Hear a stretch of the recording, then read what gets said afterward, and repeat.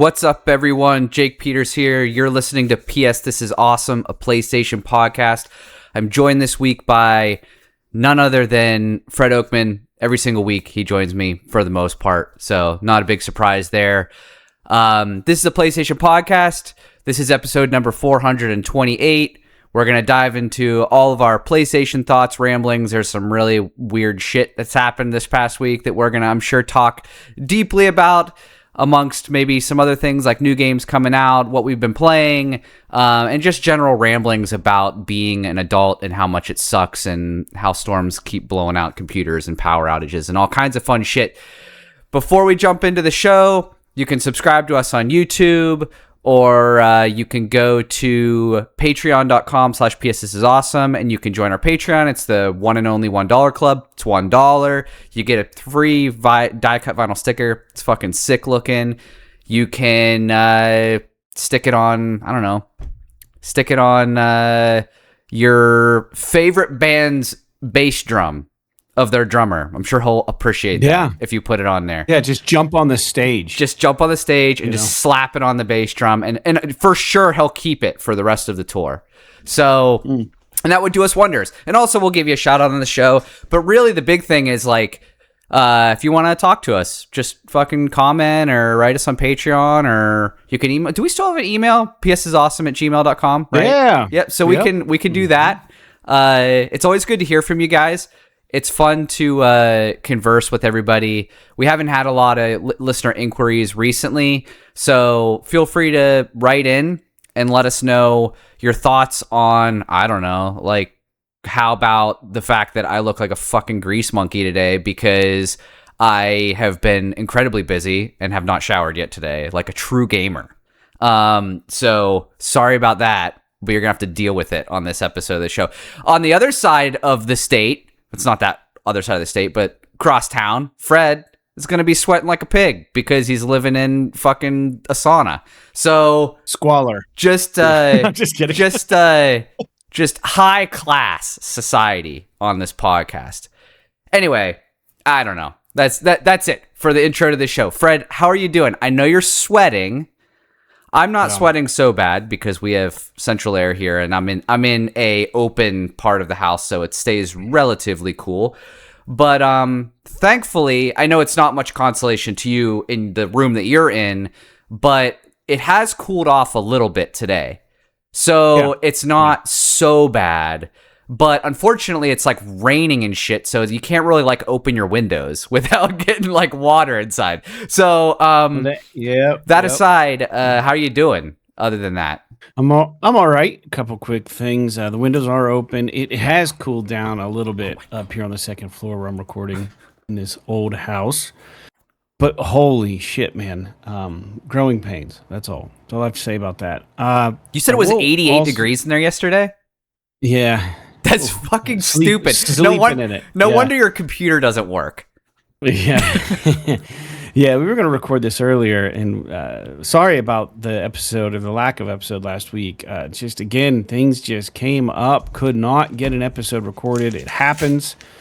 Happens more in the summer than it does in the winter. For the long-time listeners, you guys understand that, but we have pivoted a little bit to try to record Sunday mornings, and I was ready to rock and roll. Well, the power in this city is just tenuous at best, and it just always just, it's like you look around the block and everybody, I don't even understand what they're doing here. But needless to say, my computer was affected by it. I did boot it up this morning, and I was getting some notes together, and then it just did an automatic restart, and then it didn't boot back into my OS, so I had to wipe the hard drive again, reinstall Ventura, reinstall the drivers and crap for my audio system, and like because of the new Ventura, I've got a feeling that like if I do get a new Mac, that there is a chance maybe that this is salvageable, my audio system, but it runs these KEXT files, and you have to know the command line, like the sudo command through text edit or terminal rather. Oh my gosh. There's some thunder and lightning going on. I can hear it through your mic.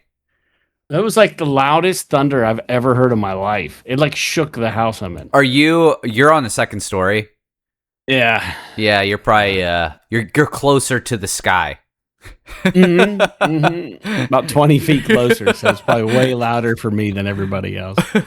But anyways, yeah, dude, I don't even know what I was talking about. I was just talking about the computer issues that I was having. I did all that today, so my entire Sunday for the podcast was spent working on this computer since like 8:30, 9 o'clock this morning. It's now 3 o'clock p.m.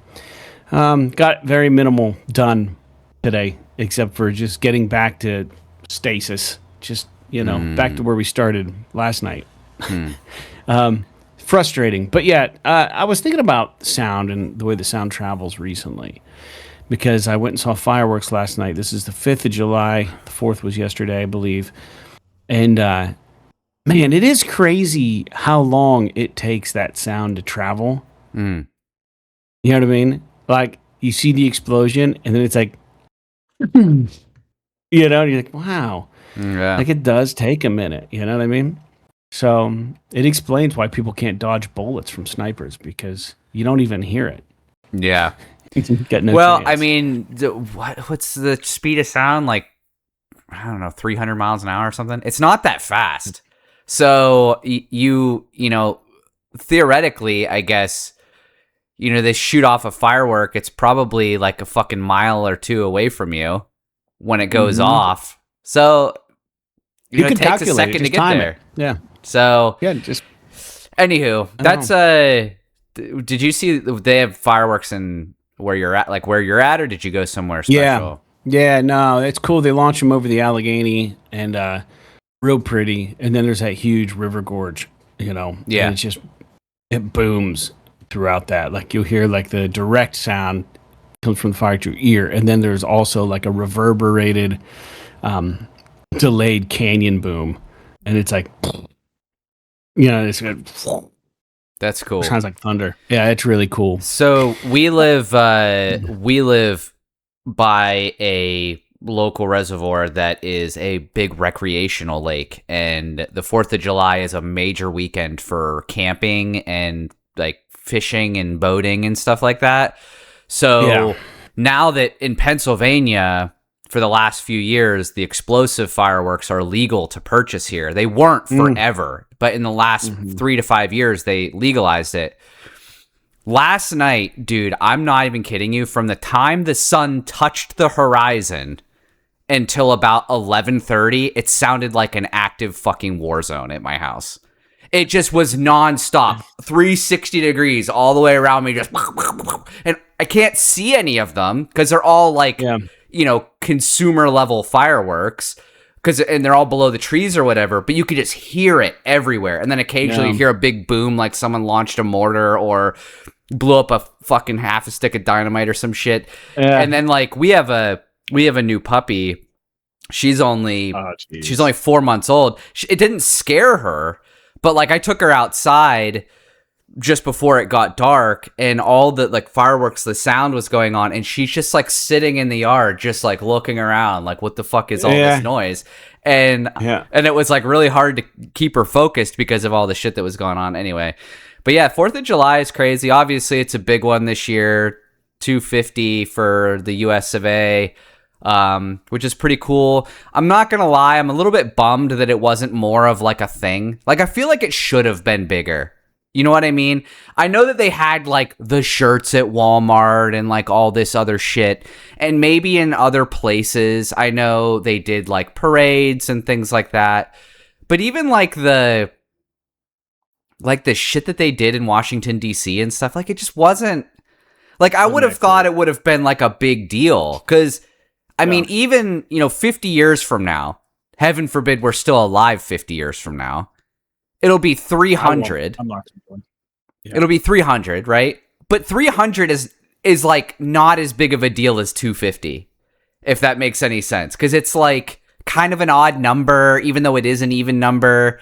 But yeah, so I don't know. I was a little bit bummed there. The 4th of July has never really been a big thing for me. Like, I'm not really whatever.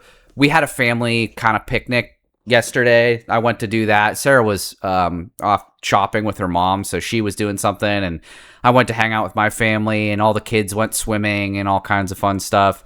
So that was kind of nice. But outside of that, it's just been in survival mode with this heat, and we have a pool, and I keep the solar cover on it, because if you take the solar cover off, it's like a catch-22. If you take the solar cover off, the chlorine evaporates out of the pool like in one day, and you have to keep adding chlorine into it. So you put the solar cover on to keep the chlorine in and keep the pool relatively clean, but the solar cover heats up the water because that's the whole point of it. So I got in the pool on Friday. No, not Friday. Was it Friday? No, it was because it stormed on Friday. It was Thursday when I got home from work. It was pretty fucking hot on Thursday. And I got in the pool at like 9 o'clock at night. And it was like, dude, the water must have been 95 degrees. I'm not even fucking kidding you. It was so hot. And like it was warmer than the air temperature at the time. So I don't know how people feel about that. I don't mind it if it's night and I'm swimming, if the water is warm. But dude, if it was like during the day and the sun's out and shit, it would just be like, it wouldn't even be comfortable to get in the pool.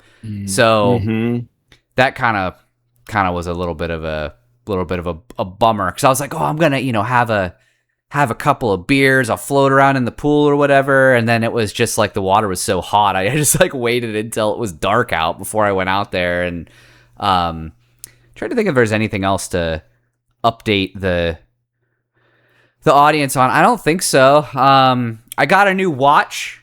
I got a Garmin, a Garmin running watch. I'm super stoked about it. It's not one of the really, because you can get like, dude, they make them up. They're like $1,000, and it's not one of those. It's like one of the cheapest ones you can get. It was like $200 or something. But I used do you have a smartwatch? I have two, but I don't use them. Andy Boy gave me his iPhone watch, an older one, because he got a newer one at one point, and I don't even know where it's at, to be honest. I know those things are kind of expensive, but yeah. I tried it, and dude, and it was just, it's like, do I need to be wearing tech like this? I look like such a douchebag. And like, I wasn't worried so much about the way it looked either. It's just like, what am I prioritizing in my life? You know what I mean? And you have to, those watches, you have to charge them all the time, and all that stuff. It's frustrating. I mean, because smartwatches are relatively ubiquitous now, so you don't really look weird wearing one anymore, but I totally understand where you're coming from with that.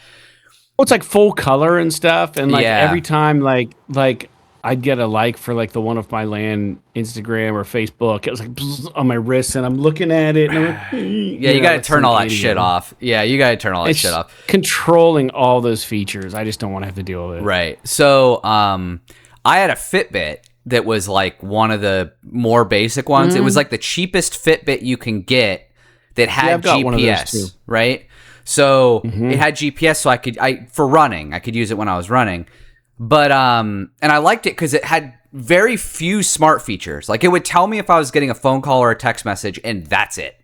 Other than that, it was all about heart rate and everything. Because all I care about is, can I use it as a watch, and does it track my running, and in like my vitals and stuff.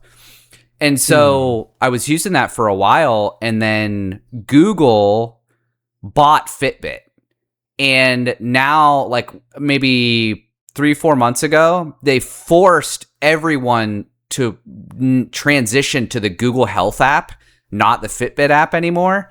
And ever since they did that, the GPS data is fucking all wrong. So like, I'll go for a run and I'll look at the map, and it'll literally look like I'm just teleporting all over the countryside. And it'll be like, you ran, like my brother, because him and I follow each other on this running service called Strava, and it like automatically uploads your runs and just whatever. But he sent me like a screenshot of a run that I did. He's like, wow, you're really fast. And it said that I ran like, I don't remember what it was. It said I ran like a 1.5 minute mile or something. And I'm like, that was my average pace. And then I like pulled it up, and it's like, yeah, you look at the map, and it's like I fucking was teleporting all over the countryside. It's like, no shit. So anyway, because I'm training for this half marathon, I was like, I have to have something better than that. So I bought this Garmin watch, and holy cow, I know Garmin is like a GPS is their thing, so I guess it kind of makes sense. But dude, it's so impressive. Like the way that it's not even just like how it tracks when you run, but all the different statistics that it gives you about how much energy you've used and your stride length, and it like tells you your pace while you're running, and it gives you like a gauge that you can kind of try and stay on a good. Anyway, I don't need to geek out about it. I guess the question is, well, I am curious. I started running again this last week. I ran every day last week, and it felt good. Yeah. Not fast, not long. I've worked That's my how you way gotta back start, to though. 2 miles. Yeah, I'm at 2 miles, and I'm gonna just get there. Hopefully, by the end of the week, I'll be at 3 again. But I was running arguably, quite possibly, the hottest days we've had. Sure. So, getting up early to do it. But I guess I'm curious about your watch, because I use Nike Run Club still on my phone, and it's got all that. No, it doesn't have that much metadata to it. It just it'll do pace. It saves all that in like a nice little bar chart. You can look at all your different runs and the distance and the times, and it actually has running pre-runs set up on it with like a coach that can go through your ears and stuff, which is really nice. But that Garmin watch, how do you look at the data? Do you have to access an app on your phone, or does it communicate via Bluetooth? Do you have to plug it in? So it connects to your phone with Bluetooth. So there is a Garmin app that just logs all of the shit that comes off of your watch. But like when you finish running, it literally comes up with screens that you just swipe through. And I don't know if you can see this in the video. I can see it. But you could see like all of these fucking graphs and shit. Oh wow. It's everything from like your average pace, like this is all elevation, like freaking elevation. That's heart rate and all this stuff, cool. Right? So heart rate's important. Yeah, mine doesn't do that. And so it's like cadence, stride, like average stride length, freaking. And one of the So I was just gonna say, it has the Garmin app where it just stores all that shit. And then you can do whatever you want with it. But actually on the watch, when you finish running, it'll give you all those graphs, all that information. You can review it right then, but then you can also look at it later on the app or on the phone if you want to. And then, like I said, I also have, and this is just because I was just dicking around experimenting. There's this app called Strava, which is more of like an exercise, running, cycling focused, almost kind of a social media kind of app, but you can connect your Garmin app with it and it'll automatically upload to it. And you can, like, my brother and I follow each other. So it's kind of cool where like when he does a run, I can just see what he did. It'll show the map and it'll show some data, and he can see the runs that I do. And it's not really relevant. It's just kind of a nifty little thing. And obviously all these things, they give you like, you get like they have like challenges and rewards and stuff like that. One of the things I like about this watch that I have is that, and I don't know how accurate it is because I haven't really used it a lot yet, but it has like suggested recovery time based on your run and everything. So it'll tell you like, oh, after you did this run, you should wait so many hours before you run again, for example. It's got a lot of cool, and obviously there's some other shit in there too where it can like recommend training regimens and all this other junk. I don't know, I haven't really gotten that deep into it. I just like the fact that the watch seems to work really well. It tracks everything really accurately, so I don't have to worry about, what I'm trying to do. I don't have to worry about it being wrong or something. Because I was really struggling because I have like a regiment where I'm trying to do so many miles every day, or every day that I train, I should say. And I'd get back and my watch would be like, you ran fucking 3.5 miles. And then I'd go on like Google Maps and I'd map it out and it'd be like, oh, you ran 2.5 miles. And I'm like, well, what the fuck? I don't, that's not useful to me. Like, I need to know how far I ran. So a lot of times I'd go to like the spillway or something where they have mile markers. So I could literally just like see it. But the other cool thing about this that is not the case on like a smartwatch like your Apple Watch is that it's got a super long battery life. It's like a 10-day battery life. So, which a smartwatch is like a day. Like Sarah has to charge her watch like every day. So it's really frustrating.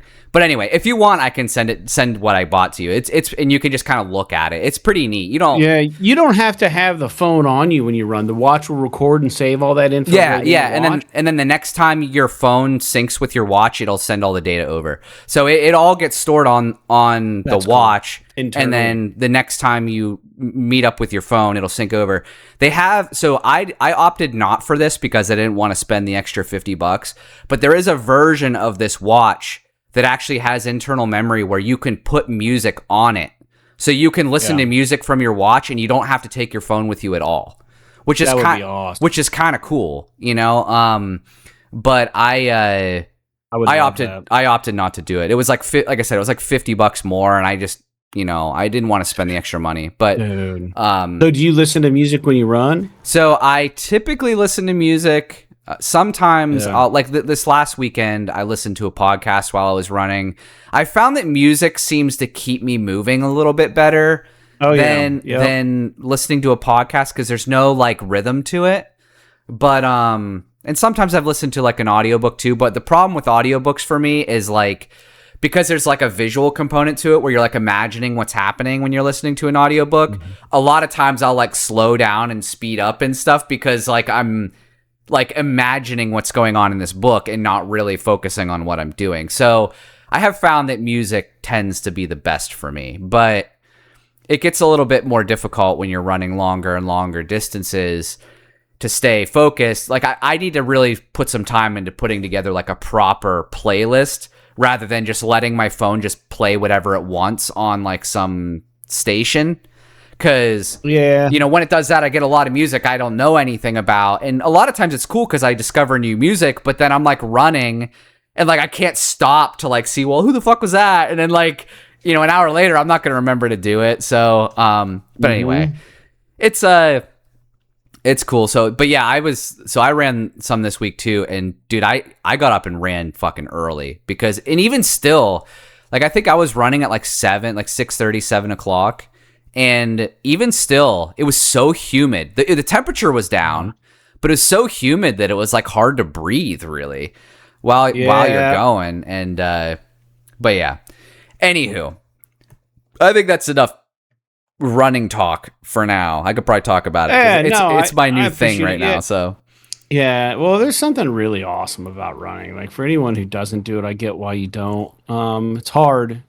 Discipline, and it's very difficult if you're not already somewhat in shape to just get right into running. I know it's been a challenge the last week for me. I know like has always been my thing. You just got to find something that kind of motivates you. Like for me, part of the reason why I got this watch is like I like the data. Like I like when like looking at what it's like a game. Yeah, and like obviously it has like awards and stuff that it'll give you for doing certain goals or whatever, but it's less about that and more about like when I was running, it's cool to see this graph that shows the elevation that I did, or it's cool to see that I was able to keep my heart rate under this certain level while I was running this distance, or I actually did a really good job this time of keeping my pace really static the whole time and not being up and down with my speed or having all the metrics. Dude, it's really fucking it kind of gives you. It's like the video gamer mindset. Yeah, it's kind of like, cool. Well, I wonder if I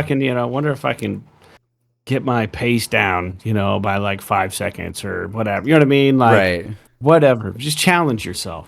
So it's an easy way. If you can't gauge that stuff, it's hard to do. But anyways, I digress. So let's move into video games now because we've been talking about that for a bit. So I don't think there's any listener feedback this week. Did you check the Patreon? No, I checked nothing. Okay, so we're gonna skip over that. Jump into games we're playing. Fred, you beat this Bramble King of the Mountain game, and I'm curious, what's your final verdict on this game? Because I know that last time we talked, I suppose, you were pretty positive on it. And I know that when I looked it up, I was like, this game, I've never heard of this game, and it looks pretty cool. So what do you have to say about it? It's good, man. These games always kind of surprise me. This kind of is a callback for me to some of those really fun PlayStation indies we got with the PS3 era, PS4 era, mainly PS4. But man, it's good. The animation is really good. The art direction is really good. I will say there were parts of it that were kind of frustrating from a gameplay perspective, but all in all, man, it's haunting. It's interesting. If this is kind of like it's kind of like grim fairy tales. Um, and I believe they pull on actual folklore stuff from different things. Like there's different sections of the game where you'll face like a weird area, and you just play one person, this little boy. He's like this Victorian looking boy with long stockings and whatever, and you're just trying to like get to your sister who's been kidnapped by the Mountain King. You're going through this fantastical elements, but it's really grim, man. It's like really dark. There's like people hanging from trees. It's like really visual, and it's like really sad. There's even some scenes that imply I don't know if like dead babies and stuff. Like it gets kind of dark in a weird way, but like again, it's all rooted in folklore and stuff. And one of the really interesting ones was this water level I was playing. I was jumping on these the trope of jumping on lily pads and stuff, but you're trying to get around this weird creature sitting in the middle of this lake on a log, and he's playing this fucking fiddle. And in a while, he gets to like this refrain, and his foot comes up, and he goes boom, and he hits with the song, and the sound wave goes flying out, and you got to be behind cover, and you get past that part, and then like you're trying to jump, but then you see this trail of water like coming towards you, and it comes up, and its eyes are all, it's like 10 times your size, and it's got this look on its face, and it's so creepy, and you're trying to like get away from him. And then you get the book out, you find the book, and it tells about this story. And the story kind of goes like there was this guy who lived in this town. He was a fiddler. All of the townsfolk criticized him and made fun of him, and yada, yada, yada. So then he took it upon himself to learn the forbidden melodies. And as he learned them, he could entrance all the people who made fun of him. And he kept them dancing until they died. And they couldn't eat and stuff. So like that was his payback to the town. And it turns out like he was the boss of that level, and you were just trying to get away from him. And pretty neat. Like you go through like these really neat little stories, and pretty wild, man. It's cool little indie game. Took me 4 hours to beat. 4 or 5 hours to beat in nice little, hour, 45-minute settings. I would sit down, pick up the controller in the morning, play a little bit, save my progress, jump back in. Great voiceover work, great art, great environment, fantastic lighting. Really cool kind of game if you're looking for a palate cleanser or something kind of little to do. But there are some puzzles. It's mainly like you're just jumping. It's like a Little Nightmares style game, like with the puzzles and progressing. You got to figure out how to get through the area. You got to push the thing to jump on the thing, get over the fence, and then maybe you have to find the key, or you have to touch certain things in a certain order to unlock a door, and it's kind of like that. But all the environment and everything that's going on is just kind of engaging and interesting. So I liked it. I would recommend it if you're into that kind of thing. It's good. That's awesome. I'm glad to hear it, because it's a pretty neat looking game. And like you said, it did kind of, like what I saw of it did kind of send me back to the PS3 days of, like that, games like Brothers and A Tale of Two Sons and some of those, kind of Little Nightmares and things like that, where it's just that kind of vibe to it. And it looked really neat. So I'm glad that you had fun with it. And that was on PS Plus Extra, right? That's where you played it? Yeah, it was free. Yeah. Mm-hmm. Yeah, I think to buy, it's like $30. but it's free if you're an extra member, and it's got like an 80 on Metacritic, so Very pretty nice. good. Generally, Cool. pretty favorable game. Yeah, nice game. And then it says here you jump back into Battlefield 6. Is that true? Well, the problem with Battlefield 6 was I beat the single player, and then Arc Raiders came out. And then I never touched Battlefield 6. I spent like $80 or $70 on that game. Never went back to it. Arc Raiders, I had like 180 hours in, and I never looked back to it. Right. And I haven't. There's new maps in Arc Raiders now. I think I more than got my money's worth of Arc Raiders. Whether or not I'll return to it, which is crazy to think that I'm even talking like this, but I'd have to relearn the game. I don't remember the game. I don't remember how it works. Those kind of games, you got to stick with them. It'd probably only take me a couple days to get back into it, but yeah, I went back to Battlefield 6. I got in there. I love playing the support class. Want to see what they have all the Red Sec stuff in there, which is like their answer to the Battle Royale stuff. I wasn't really doing that. I was just doing the regular missions, the online maps, the bigger maps with the vehicles, and then I did some close quarters team deathmatch stuff, which is arguably I'm really bad at. I prefer the bigger maps, and my complaint with Battlefield 6, I remember when it came out, was that the map structure was not really designed in such a way that you felt like you could push your opponent. Like they always could find a way to get behind you. Yeah.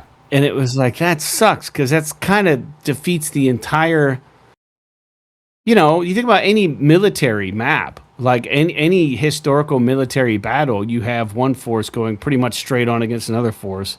And then maybe a little bit of flanking, but like you could never get behind your opponents, in that kind of, you're trying to push.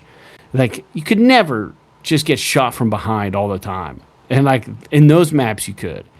And I think that's still kind of a little bit the case. I don't know if they've really fixed it, but it does seem like they've fixed some stuff, because I'm not dying as much, and it seems like the unlocks are coming a little quicker. So they must have tweaked some of the reward system. You know what I mean?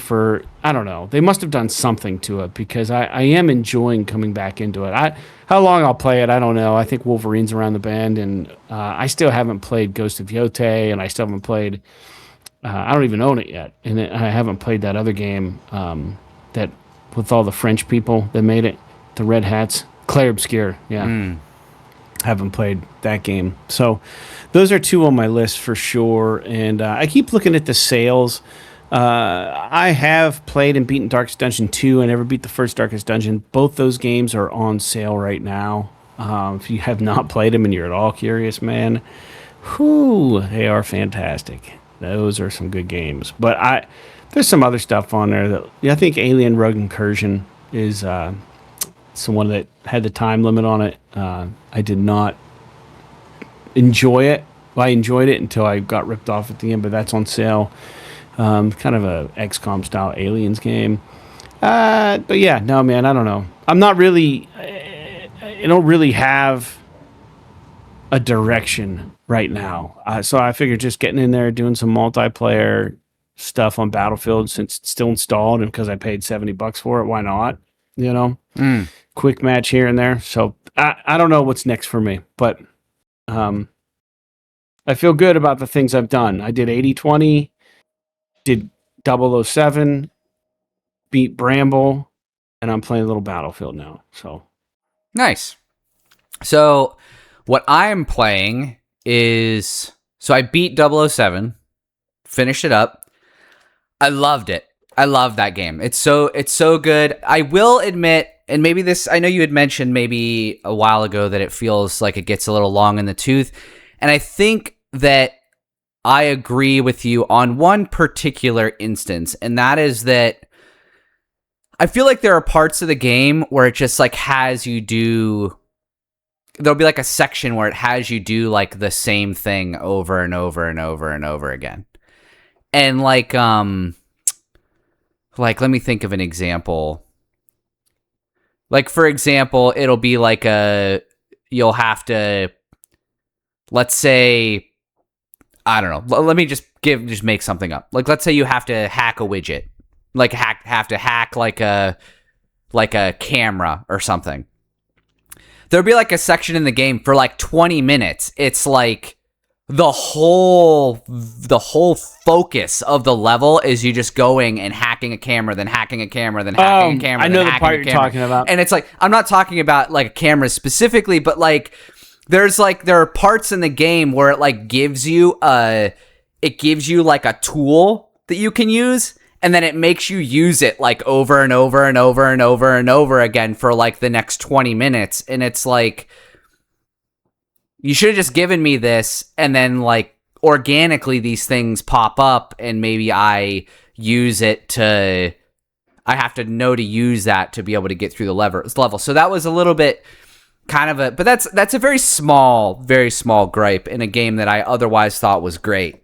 And I'm excited to see what they do next with it, because it says right at the end of the game, like, James Bond will return, which is pretty fucking cool, because I'd be happy for them to make a new one and see how the story unfolds next. If it'll be a true continuation, they end the game making it seem like that they're going to continue the story somehow, but James Bond movies historically, I don't know much about the books, but the movies historically, all of the movies are like a completely different storyline, like a different plot line. Yeah, okay, it's the same James Bond or whatever, but they all have their own. It's like you can watch one without having to watch the one before it. That's not really, a thing. So I'd be curious if they take that same tact with the games, or if they're going to continue this story arc. And it kind of, the way that the game ends, seems like they almost have to at least sort of continue what was going on in the first one. So,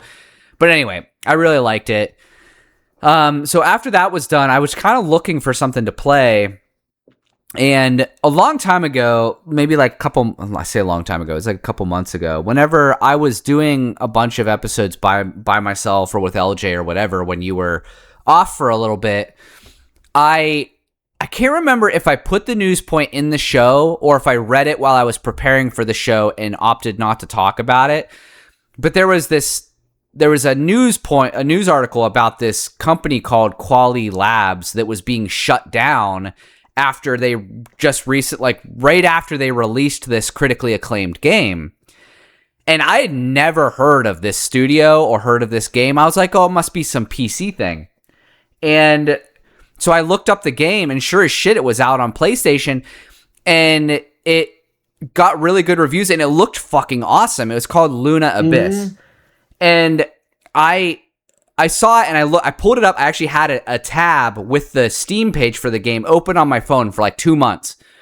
And then I totally forgot about it. And then, and I'm sorry if you're someone who listens to both podcasts, but I just happened to be listening to the Sacred Symbols podcast, and one of the guys on that show brought up this game, and I was like, oh, fuck yeah, I forgot about that. So I went back and I looked it up again, and I was like, yeah, this game looks awesome. So I ended up buying it over a few nights ago, whenever I finished 007, I don't remember. And because it's on sale right now for like $20.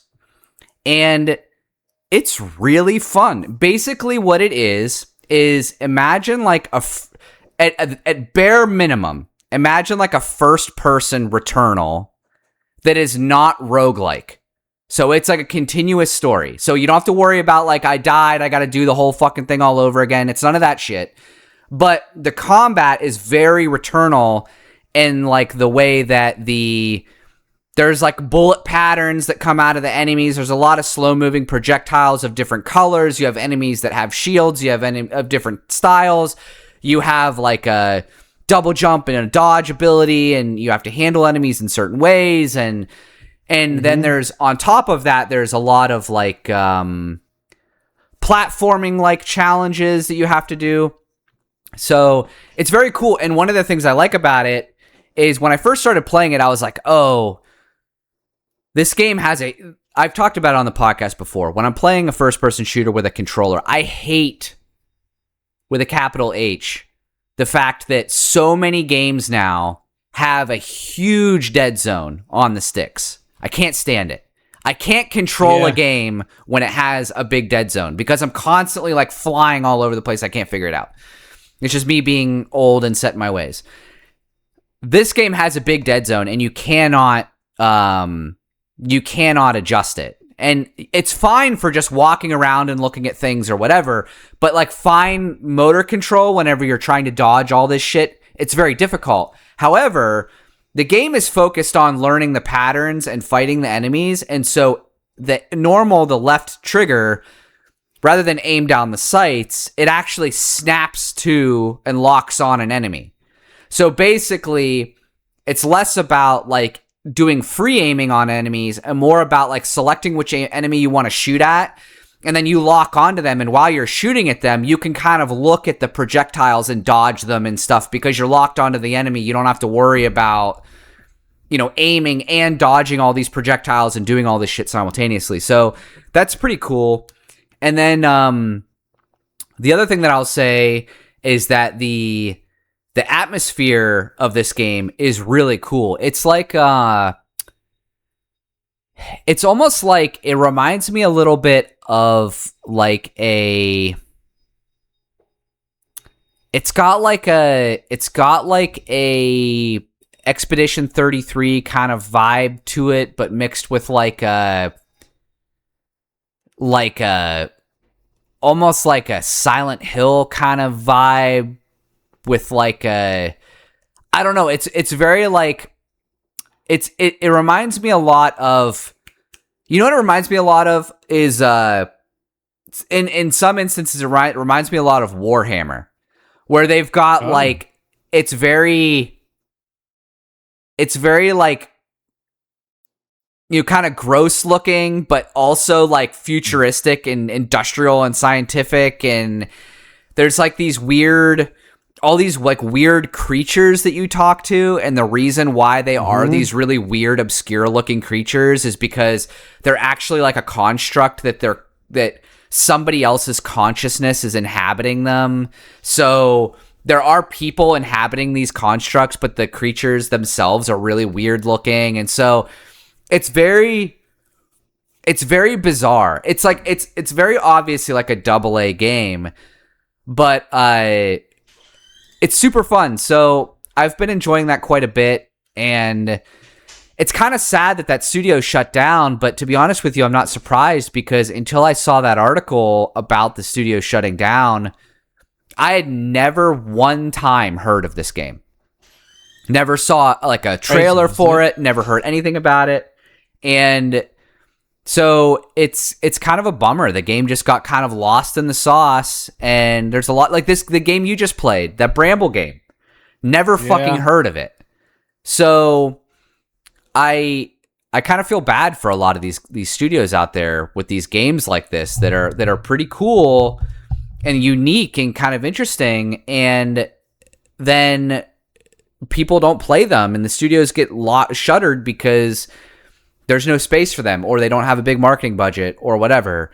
So that's Luna Abyss. I've been playing that. I'm gonna keep kind of going on with it and see how far I get. I don't know if I'm gonna stick with it until I thought about picking up Pragmata.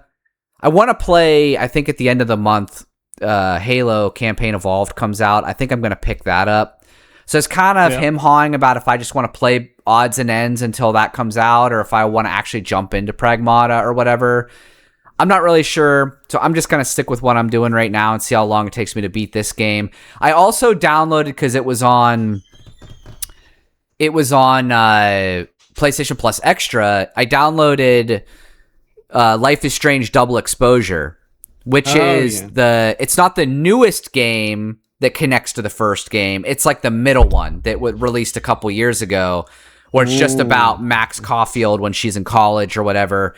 And I was interested in Life is Strange Reunion, which is the newest one that came out, which also brings back Chloe, whatever the hell her last name is. And so I downloaded it, but I haven't started it, so I don't have anything to say about it. But I am kind of interested to try it out and see what's up with it, because I did enjoy the first Life is Strange, but I just couldn't get through the second one, and I had no interest really in True Colors, so we'll have to see. But that's where we're at with games we're playing. Fred, have you ever heard of this Luna Abyss game that I was talking about? I've only heard of it, but I don't know like anything but what you just said about it. Yeah. So it's really kind of neat. Basically, the concept is that it's really difficult to kind of pick up on the story because it's very abstract, but like one day this like moon just appeared over the earth, almost like the Traveler in Destiny or something. And these people and because this moon showed up, it affected the tide on the planet and it like flooded the planet, right? So there was all this basically issues on Earth because everything got flooded and everything.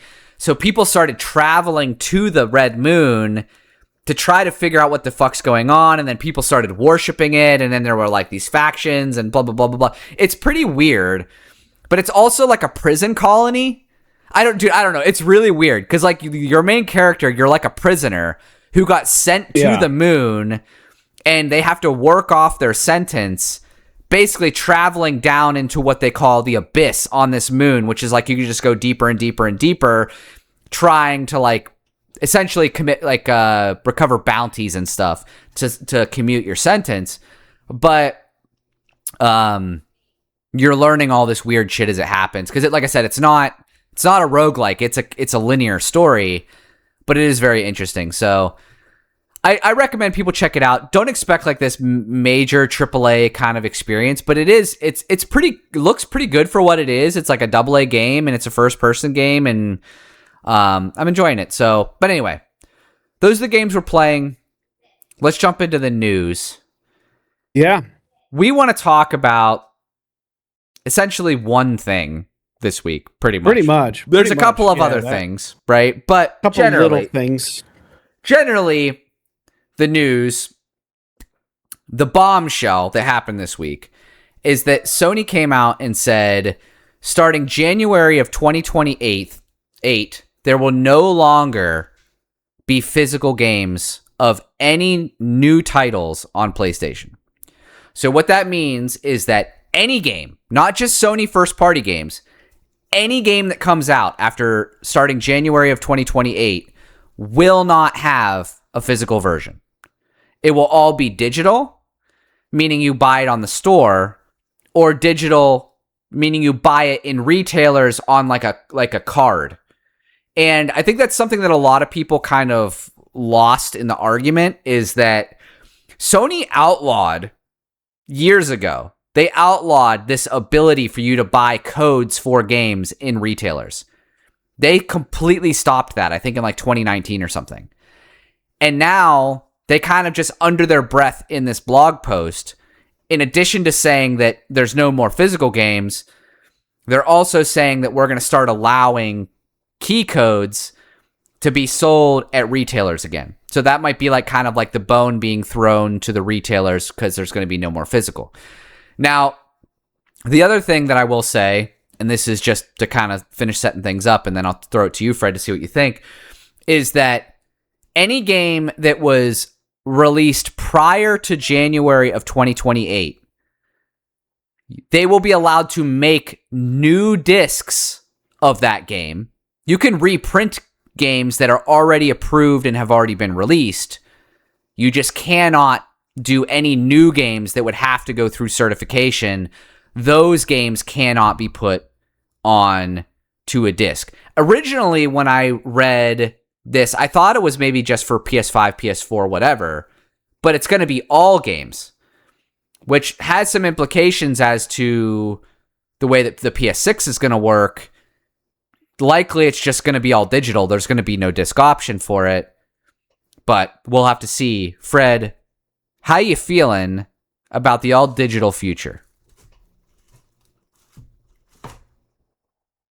I'm not even sure, man. I think that I have in the notes here some points for myself that when you look at the timeline, PS5 launched with the digital edition, and then Sony, I obviously have the disc drive version, but then Sony later introduced that detachable disk drive, which made me think that, like, oh, maybe they are still doing the disk thing, but I don't know. It's kind of been in the tea leaves, man. So Sure. I understand the reactions from people and that it's really intense right now. I've read different places that Sony's never had less favor with their gamers than they do at this point. Um, so, I think while a lot of people are cool with just having exclusively digital libraries, there's a huge portion of people that are the big concern is about losing true ownership, I think, in game preservation. And then also use game sales or the ability to lend games to friends or just the simple comfort of having the property. Like the disc can't be taken away. If there's some sort of licensing agreement, there have been games that you can buy on the PlayStation Store, or maybe you have access now. So, part of my concern is, and I don't think they're going to do this. Before I jump into that thought, I have one more note here for myself that, it's always scary because this is not the way things have ever been. You know what I mean? It's always been physical games. That's how we started. Well, in the console space. Sure. This is how it's always been. Yeah. Yeah, that's how it's always been. So it may feel inevitable, but it does feel like a chapter is being closed that a lot of people aren't ready to leave behind. And where I was going with that is just like, you can buy a game on the store. You're just buying the license for the game. Yeah. You don't own that. And even if it's downloaded and for some reason there's an issue with publishing or whatever, something changes hands, or maybe there's even like a song on now can't be on the game and the studio's now defunct and Sony doesn't be held liable for selling a product that has a song on it that's not properly licensed anymore into this thing, and you have it downloaded.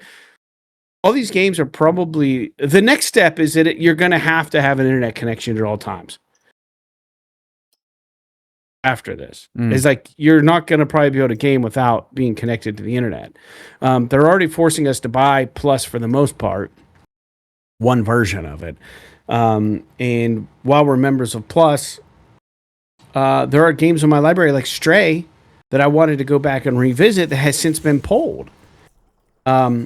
So I couldn't re-download it. Like I played that game and I had access to it, and they revoked that access because it's no longer part of Plus. Now, granted, I didn't buy that game outright, but I did buy Essentials or Extra, and Plus was part of it. Now, we know those games are always subject to being pulled from those subscription services, but the writing is on the wall where they're going with this, and I think it would be kind of crazy at this point to presume that you're not going to be able to buy games individually and you're just going to have to subscribe to one of their tiers to play any games now. I don't think that they're going to take it that far. But you're not really buying the game. As I kind of explained, you're buying a license to the game. You don't have that. That's the whole game preservation thing and ownership. That's where all that comes into. So I don't think, generally speaking, that this is a good move. But I'm 45 years old, man. You know what I mean? Like, I came into gaming. I have a probably wildly different opinion from a lot of people of what people want out of gaming these days. And I do still buy digital games. Now, physical games. The majority of the games that I purchase are digital. I haven't bought a physical game in a long time. And in fact, if I buy Grand Theft Auto 6, it's probably not going to be... I bought the hard drive space. You know what I mean? Like, I don't need... And even if you buy the physical games, like, you're still pretty much copying it on your hard drive. But now you need the disc and the thing to play it. And it's almost an inconvenience to have the disc. But the resale value is a real thing. There's going to be some sort of weird market down the road where you're going to be able to sell, like, codes to the games that you own or something. Like, there's going to be something. There's got to be. But I think this is a lot of Sony trying to maintain the dollar, maintain where the money comes from. I saw a really good point online that digital games are usually more expensive than physical games, which is interesting. So they can control that. They can't control what GameStop or what your local game store sells a used copy of a game for. And then Sony gets no cut of that anyways. So if you get rid of physical games, they're literally putting a stranglehold on the market where it's like you can only get it from them. And it's like they get every single dollar now from.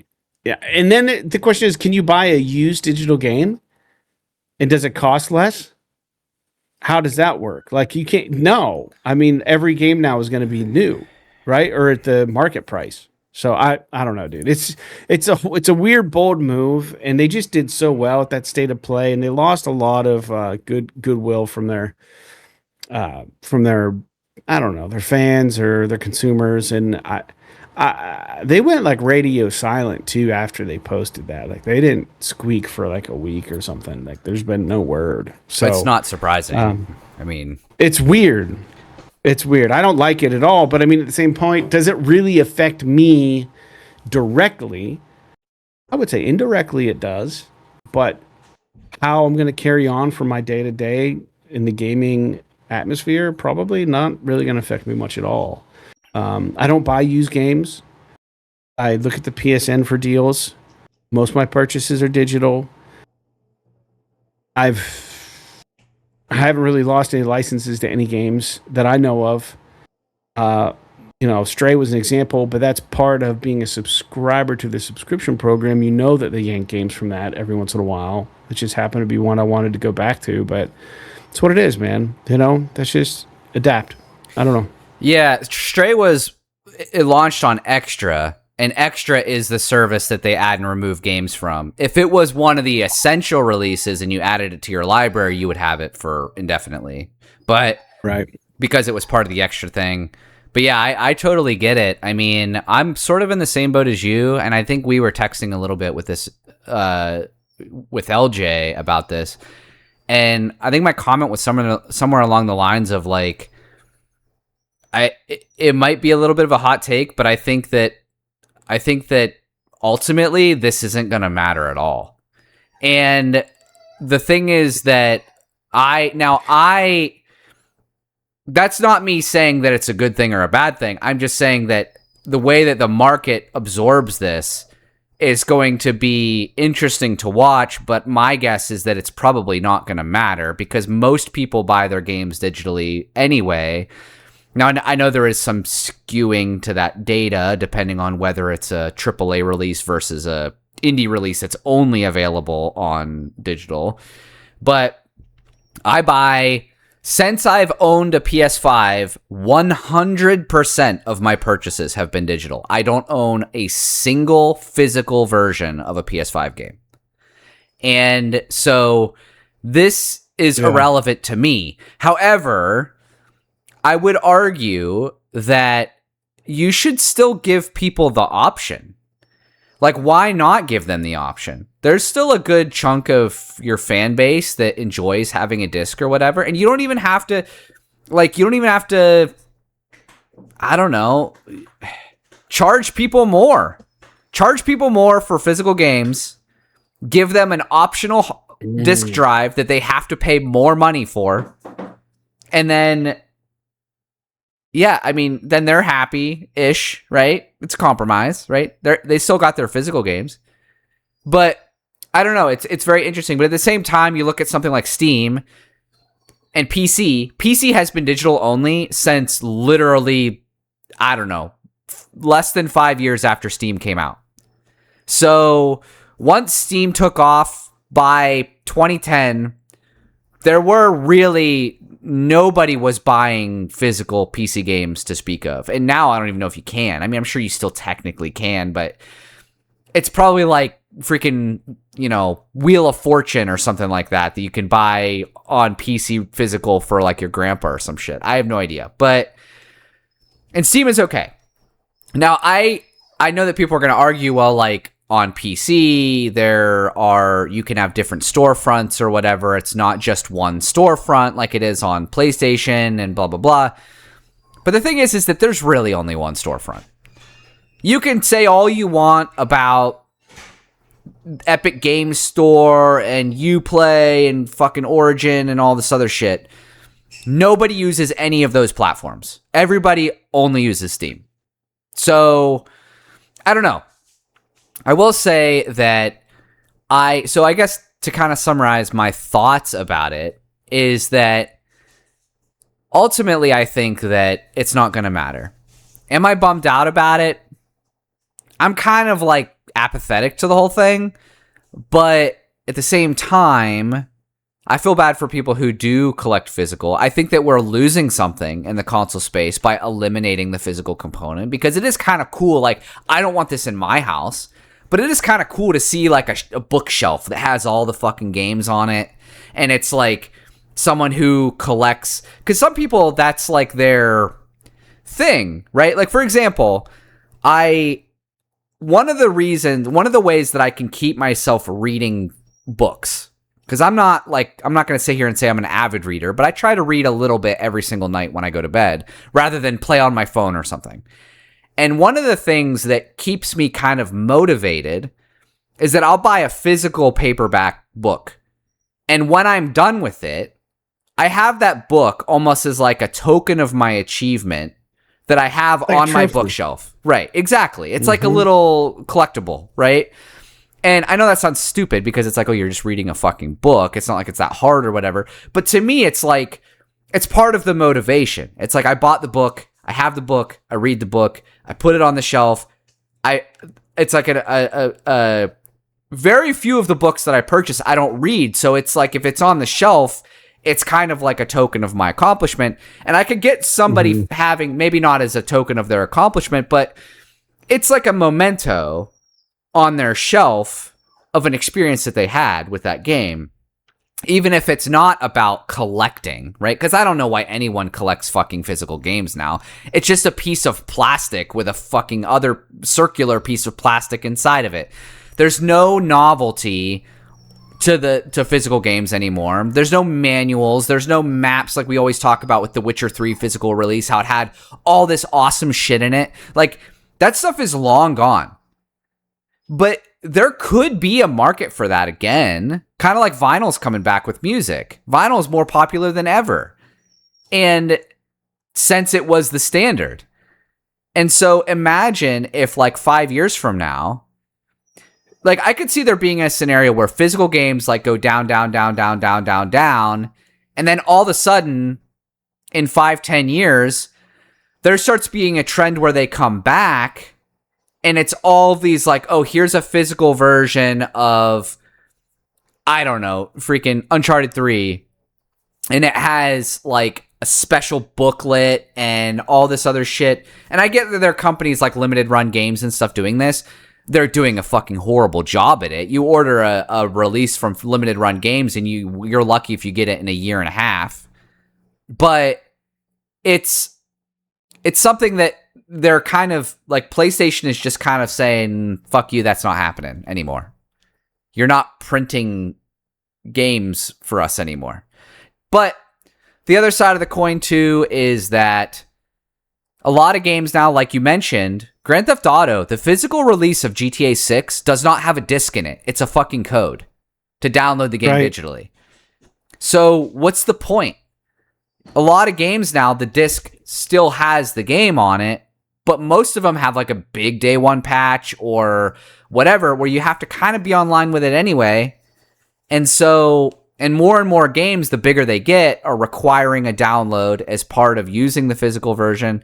So it's very, very frustrating. The one thing that I will say that I am kind of interested in is, what about like moving forward, if we're talking about the PlayStation 6, which I guess kind of goes into the next news point.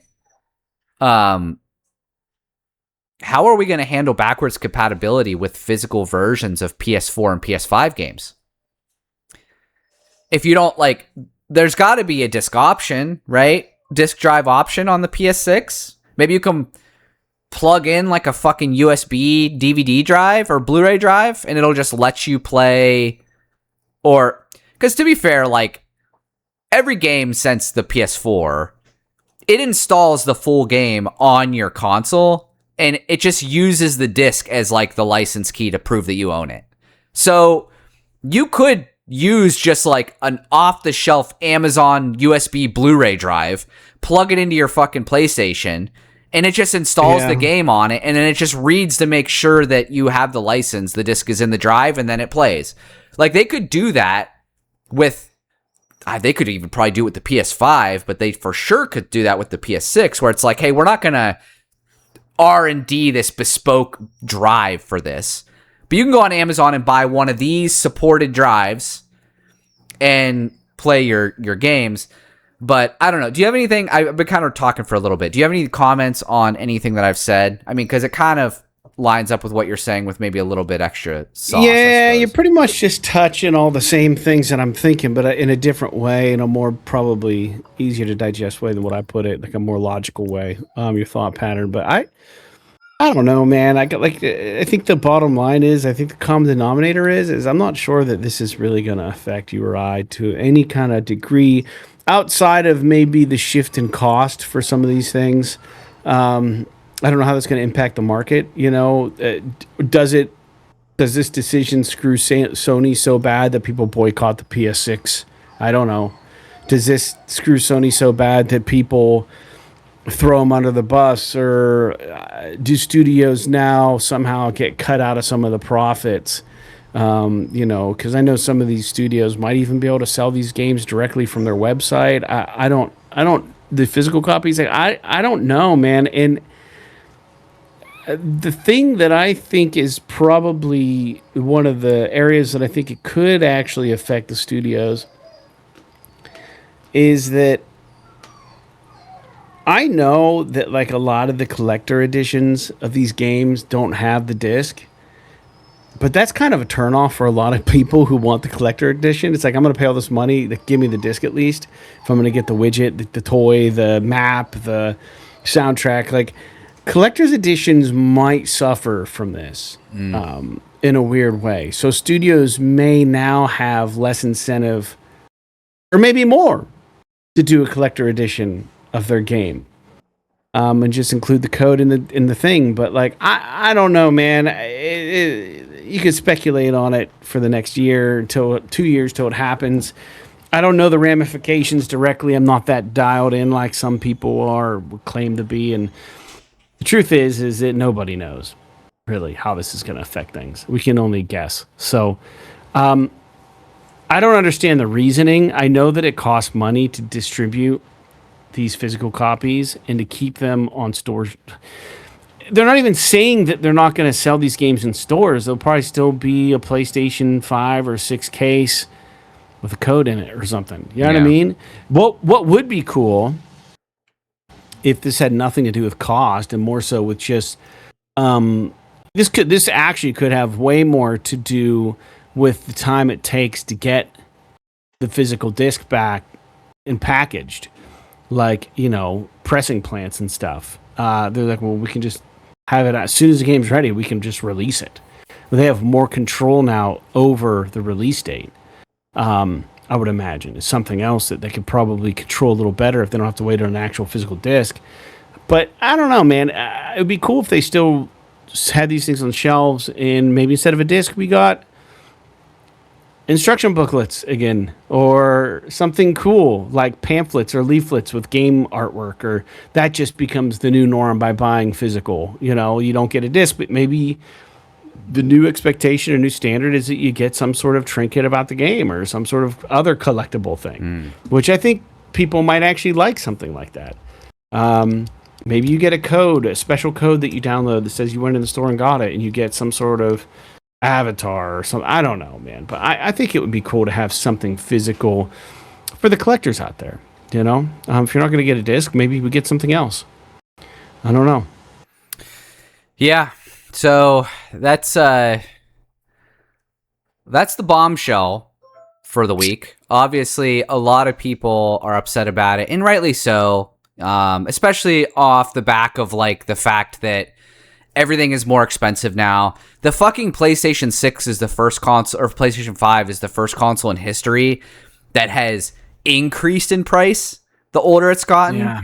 And so, you know, you can understand why someone might be a little hesitant to go spend $650 on a PlayStation 5 when you and I bought it for $500 5 years ago. Yeah. So it's pretty silly world out there. We'll have to see how things roll around it. But you know, we had talked a little bit about the PS6 and how this could affect it. Now, one of the things that I know a lot of people are kind of rumbling about is that if this is January of 2028, does this imply that the PS6 is going to launch sometime after that? And because there's been a lot of, you know, what's going on with the release of PS6. When is it going to release? I think everyone thought with 2027, but then some stuff came out. It's like, well, it could be 2028 or 2029. And it's like, I don't know. I mean, I personally think they could still release it in 2027. It's just that the thing is going to come out and it's just going to be digital only. I mean, it doesn't affect how new games get launched for PS5 and PS4. You just won't be able to do discs at all for PS6 because it won't have a disc drive. But I think if they do the handheld too, it kind of makes sense because the handheld is not going to be able to have a disc anyway. So if you want to buy a PS6 game and have it be usable on both the handheld and the console, it's got to be digital regardless. So maybe some of this is them sort of preemptively staving off the confusion with the customer base on, oh, well, I bought a disc for The Last of Us Part 3 on PlayStation 6. Why can't I play it on my handheld? And it's like, oh, it's because you bought the physical version. You didn't buy the digital version. It's like, well, they were the same price. And it's like, blah, blah, blah. And then now you got to do all this shit. My big thing is I hope that with the PS6 and with the start of this program, or I guess not the start, the end of this program, if you want to call it, right? Yeah, right, sure. That they improve the customer experience on their digital platform. Because right now, like, returns are fucking impossible.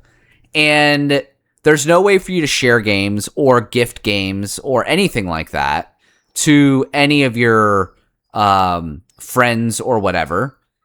And so I think that they could do some stuff pretty easily that would, I think, alleviate a lot of people's... It would poke holes in a lot of people's arguments on why this is bad. Like, for example, Fred, I want to share a game with you that I bought digitally. I should be able to go on my PSN, pull up your ID, and say, share game, or loan game, or whatever you want to fucking call it. It sends the license to you temporarily. You can play the game whenever you want, but I, as the primary owner of that game, can at any time go in there and just say revoke license, and it'll come back to me. You no longer have access. I have access. And that is what it is. Now, I get why they don't want to do that, because they want to force you to also buy the game. But the thing is that I don't know that that's going to be a winning strategy long term. I think that also the return thing. It's like impossible to return video games now on digital games on Sony's store. You have to have purchased it and not downloaded it. Otherwise, they won't accept a return unless it's this insane situation like Cyberpunk on PS4 where the game just doesn't fucking work. So, and you have to go through all these loopholes and all this shit, not to mention all the security crap that they've been dealing with on the network and all this stuff. They've not been a very great storefront. Now, they do totally fine for what I need, but I can understand why somebody would be a little bit upset if they spend a lot of their time sharing games with friends or buying a game and selling it back to GameStop, or they want to, even return the game if they didn't like it or they opened it up and they had a problem with it or whatever. So I just think that they need to kind of make some updates to their system when it comes to this. And with the PS6, that would give them an opportunity to refresh the storefront, the UI, all that crap. to make it support these features. And so I'm hoping that's the case. Now, Right. we don't have to talk too much about the PS6 because, it's still kind of an unknown. There's so much waffling on this fucking console that I almost don't even want to hear about it until the console gets announced. Because it's like, oh, it's coming out in 2027. No, it's coming out in 2028. No, it's coming out in 2029. No, it's actually still coming out in 2027. Oh, it's going to be cheaper than the PS5. It's going to be like $600. Oh, no, actually, it's going to be like $700. No, it's actually going to be $800. No, it might be $1,000 now. No, I still think it's going to be $700. So it's like, it's so fucking frustrating reading anything about the PS6. And so I don't know how much I actually care about talking about it until we actually know that it's real, what it is, and have an idea of when it's coming out. Because Sony, I don't believe, is going to announce this thing until they know when it's launching. My personal opinion is, if they have all of their ducks in the row, they should just fucking launch it. And I know we've talked about this before, about how whether they should hang on to it or whether they should launch it early or whatever. And I've mentioned this before where I'm just like, I don't give a fuck if it's $1,000. Just launch it now. The people that are hardcore are going to buy it. And the people that aren't are just going to play on their PS5 anyway. They're not going to spend even probably $600 or $700 on this console. So, but we'll have to see. Do you have any comments on anything that I just said? Because I know I was a little bit all over the place with the PS6 and all of that stuff. Well, I think it's definitely going to be discless. And the thing that bothers me about this is that I do still watch Blu-rays and DVDs. And oh, yeah. Occasionally. I don't want to have a Blu-ray player in addition to a PlayStation 6 on my entertainment center. That's stupid. Because I still have a nice... You gotta leave your PS5 hooked up. Yeah, because it only takes up, an entire shelf. It's just like, dude... but not to keep talking about the discless thing, but... So, the PS6 is going to be discless. When it comes out, man, it would be nice to just announce it and get it out there, but... with the way inflation is working, in the way that all of this memory shit is costing more and more and more money, dude, there's no way this thing is less than $1,000. They don't even really have Xbox to compete with anymore. Like, that was one of the problems of Xbox pretty much going the way of the buffalo. They could price this thing at $1,200 and they'd have no competition short of Nintendo, but Nintendo's not going to offer what PlayStation gamers want. You know what I mean? So who knows if there's going to be another Xbox console. But so for price, I think that $699 is actually low. There's been speculation, does it come out $699, $799? What's going to be? Are there going to be different SKUs? And if there are different SKUs, there's been a lot of talk about how the PS6 is going to have a portability function to it. Are we going to get something very similar to the Portal for controllers? They're going to be digital controllers. They're going to have like an LED screen on them or some shit. Like, who knows? But it seems like they put a lot of emphasis on the controllers every time they release a console. And I think the controllers for the PS6 are going to be something different. And they're probably going to feel familiar, but they're probably going to cost way more than Sony's prepared. That we're prepared for Sony to charge us for. I mean, the DualSense now are like $100 a piece now, close to, I think. Those prices are only going up. I mean, if one controller costs almost $100, there's no way you're going to get a PS6 for $699, because their new controller technology is just going to be like ridiculous, especially if there's a portable thing that everybody is in the industry is speculating. So I don't know, man. Just rising component costs, inflation, and then they also have been increasing prices for all of their hardware. We have speculated in the past, Jake, that maybe they're doing that to make it seem like the new PS6 actually doesn't cost that much, but like, my guess is it's going to be closer to $1,000. maybe more. I mean, and people will pay it. Personally, They're gonna pay it. I hope I'll pay whatever it is. I mean, as long as it's not like $2,000. I mean, because dude, it's like one of my primary forms of entertainment for Yeah, 5, years. 6, 7, 8 years. So yeah, sure, whatever. It's not, but obviously I have disposable income that allows me to do that. Not everybody does, so I get that. But I'll be honest with you, Fred. I hope they just don't change the controller. If they literally give me the same fucking controller, just with a better battery life, that's all I want. Why does it have to be different? So I don't think it does. I would argue I would love it to be a little smaller, because that's my biggest beef with it. Is just for my little baby hands, it's a little bit too big for me. But I just more battery. That's all I want out of it. I don't need anything else. It's already too fancy for me. Half the time I turn the haptic triggers and shit off. So like, but you're right. They probably will come up with like a DualSense 2 or something weird is going to happen with the PS6. It's going to have some sort of display on it. It's going to. But they could, no way theoretically, you just reuse the DualSense, and that should keep costs down a little bit, I would think. But we'll have to see. I mean, it's going to be weird. Sony always, they cannot just release one console. Like, they got to have a SKU of different consoles. That's just what they do. They don't know any other way. So this makes me wonder, like, is one of the consoles the non-portable version where you have the DualSense? And then is the next upgrade like the cool console that is geared or spec'd for remote play? You know? Who knows?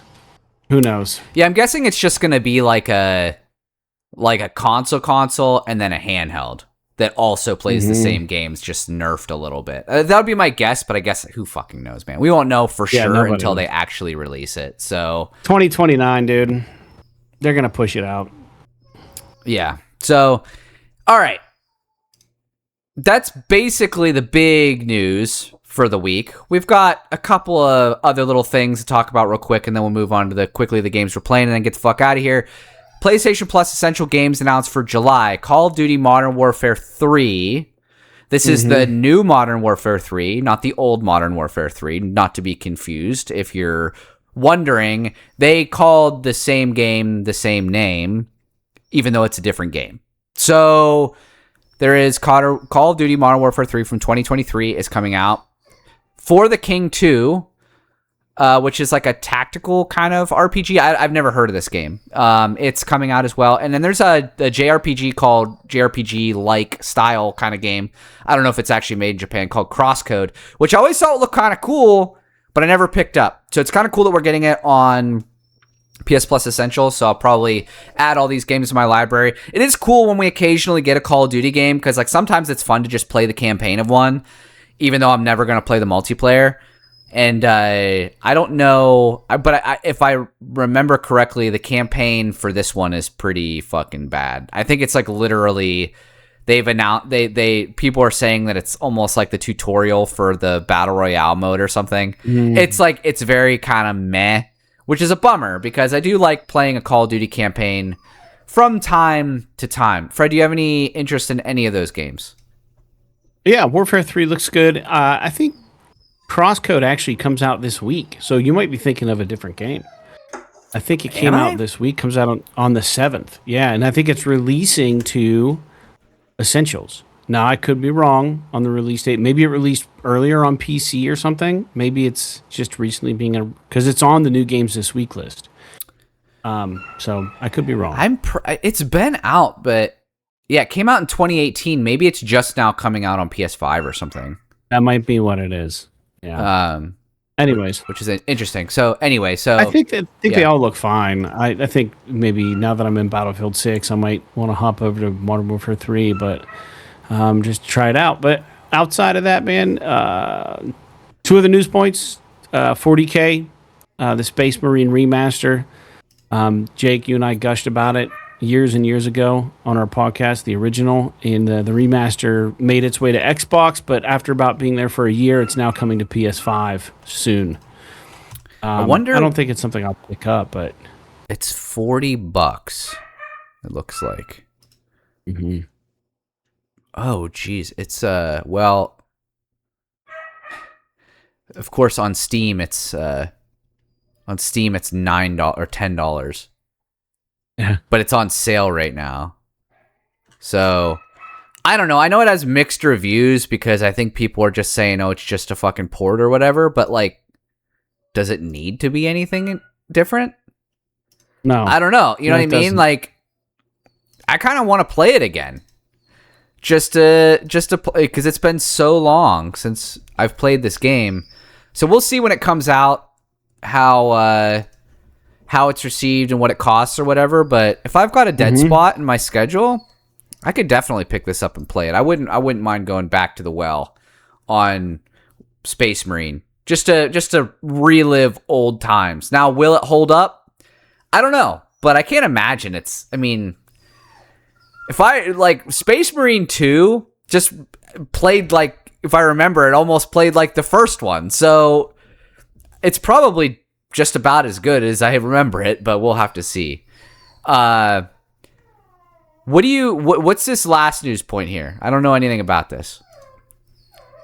For anyone who doesn't know, you can play games on Netflix now, and they're pretty intuitive. I've played a few. Now you connect your phone through like this Netflix controller app, and they're the game with some big name actors and actresses in on Netflix. It just came out. It's a horror game called Unhinged, and you use your phone as a flashlight in game, and it's pretty immersive, and it's getting pretty good reviews. And I just want to throw this out there because it's kind of cool. So if you're interested in trying this out, Jake, you have Netflix probably, huh? I actually just canceled it, so I don't have it right now. Boo. But I'm going to give this a shot probably. Well, let me know how it See what is, it's all about. because Yeah, it looks cool. Dude, Netflix has just gotten so fucking expensive, and we never use it. So I didn't cancel because I didn't want it to. Because if you cancel Netflix, it blows away all of your fucking profile shit. So I just did like probably what I'll do is you can suspend it for up to 3 months. So I'll probably do that, and then find a reason to use it for a month or so, and then suspend it for 3 months. But it's like, bro, I'm paying $25 a month for this thing, and I haven't watched Netflix in a year. So it's like I use basically Hulu for everything for the most part. Occasionally I'll watch something on like Apple or HBO Max, but even HBO Max, I just removed it from my Hulu subscription because I haven't used it in such a long time. And now that hockey's over, I've canceled all the ESPN Pluses and all that other shit as well. It's just, dude, the subscription shit is getting out of control, man. When I'm looking at like my subscriptions on my fucking bills, and it's like, oh, I'm paying $150 a month for fucking streaming services. It's like, I gotta not do this anymore. So anyway, it's cool though. Like, I love the idea. You have to let me know how it goes. Look the trailer up, dude. It looks, I'm telling you, it looks legit. All right, I'll have to do that. All right. Yeah, check it out. But that's all. New games coming out this week. Tony Hawk's Pro Skater 3 and 4 remastered. Pretty cool. Patapon 1 and 2 replay. EA Sports College Football 27. Islanders New Shores. Everdeep Aurora. Bad End Theater. Missile Command Delta. Somber Echoes. Menominee Lane. Hold Fast Nations at War. Bendy and the Dark Revival. The Sims 4 Enchanted by Nature. Call of Duty Modern Warfare 3 For the King 2 Crosscode. I wonder if they put those last three in that list. I think all of those games were previously out on PlayStation. I wonder if they just put them here because they're the new essential games. Yeah, I think that might be what it is. I think you're right. If any of those games mean anything to you, obviously college football is going to do very well. Patapon 1 and 2 are very beloved games. Tony Hawk's Pro Skater 3 and 4 hold a place in my heart. I used to play a ton of Tony Hawk's Pro Skater 3 specifically on my PS2, but I'm not going to go back and play them. I'll be honest with you. I love them to death from a nostalgia point of view, but I just don't enjoy so much playing them anymore. I like the music in them. It's great to get back with the music, but anywho. So that's it for the show, Fred. It's I don't know. It's later than we hoped on a Sunday. Yeah. For doing this podcast. But it's still not that late, right? Enough time to get this uploaded. It'll allow us Before dinner. doing the podcast on Sundays. Hopefully, will allow us to be a little bit more timely with our uploads and everything. And it's always a challenge during the work week because there's so little time, so much to do, blah blah blah. But we'll see if this helps with our consistency at all. And moving forward, we'll try this, see what happens. But in the meantime, do you have anything else that you want to talk about? No. Okay. I'm excited for a gig Friday. Party at the Pines. That's going to be fun. Yeah, it'd be nice to know what the hell we're doing, but it is going to be exciting to be able to play on that because it's a pretty nice stage they have there. Have you ever seen the audiences there, dude? It's packed. No. Hopefully the weather's good. Great. Yeah, right. But it should be fine. I mean, hopefully it storms all early this week, and then it's nice for Friday. But it'll be kind of cool. Maybe during the gig I'll fire some golf balls out off the stage into the audience because it's at a golf course. So, but anyway, so with that out of the way. That's the end of the show, episode 428, right? 428 of PS This Is Awesome. I've been Jake. That's been Fred. We're getting out of here. So, like Lego Horizon Adventures, Layers of Fear, and Lawn Mowing Simulator. PS. This is awesome. This is awesome.